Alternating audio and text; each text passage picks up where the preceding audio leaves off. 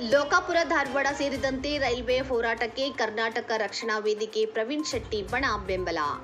ಬಾಗಲಕೋಟೆ ನಗರದಲ್ಲಿ ನಡೆದ ವೇದಿಕೆಯ ಸಭೆಯಲ್ಲಿ ಉತ್ತರ ಕರ್ನಾಟಕಕ್ಕೆ ಅಗತ್ಯ ರೈಲ್ವೆ ಇಲ್ಲದಿರುವುದು ವಿಷಾದದ ಸಂಗತಿಯಾಗಿದೆ ಎಂದು ಕರ್ನಾಟಕ ರಕ್ಷಣಾ ವೇದಿಕೆ ಜಿಲ್ಲಾಧ್ಯಕ್ಷ ಮುತ್ತುರಾಜ್ ಅರವಿಂದ್ ಶೆಟ್ಟಿ ಹೇಳಿ, ಕುತ್ಬುದ್ದೀನ್ ಖಾಜಿ ಅವರ ನೇತೃತ್ವದ ರೈಲ್ವೆ ಹೋರಾಟ ಸಮಿತಿಯ ಹೋರಾಟಕ್ಕೆ ಸಂಪೂರ್ಣ ಬೆಂಬಲ ಸೂಚಿಸಿದರು.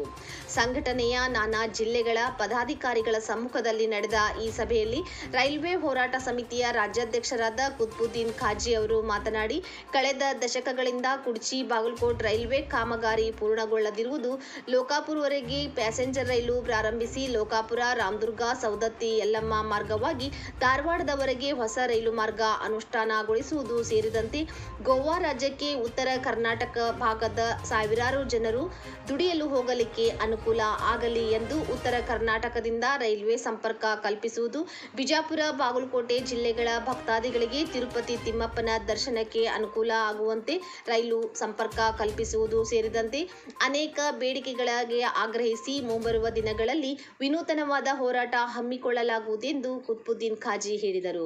ಕುಡ್ಚಿ ರೈಲ್ವೆ ಮಾರ್ಗಕ್ಕೆ ಒಳಪಡುವ ಲೋಕಾಪುರ, ಮುಧೋಳ, ಮಹಾಲಿಂಗಪುರ, ಜಮಖಂಡಿ, ರಬಕವಿ, ಬನಹಟ್ಟಿ, ತೇರದಾಳ್, ಹಾರೋಗೇರಿ ಮತ್ತು ಕುಡ್ಚಿ ನಗರಗಳು ಸೇರಿದಂತೆ ಕರ್ನಾಟಕ ರಾಜ್ಯದ ವಿವಿಧ ಸಂಘಟನೆಗಳು, ಪ್ರಗತಿಪರ ಚಿಂತಕರು ಈ ಹೋರಾಟಕ್ಕೆ ಸಂಪೂರ್ಣ ಬೆಂಬಲ ನೀಡಬೇಕೆಂದು ಮನವಿ ಮಾಡಿಕೊಂಡರು. ಮನವಿಗೆ ಸ್ಪಂದಿಸಿದ ಕರ್ನಾಟಕ ರಕ್ಷಣಾ ವೇದಿಕೆ ಪ್ರವೀಣ್ ಶೆಟ್ಟಿ ಬಣದ ಪದಾಧಿಕಾರಿಗಳು ಒಕ್ಕೊರಲಿನಿಂದ ಬೆಂಬಲಿಸುವುದಾಗಿ ಹೇಳಿದರು.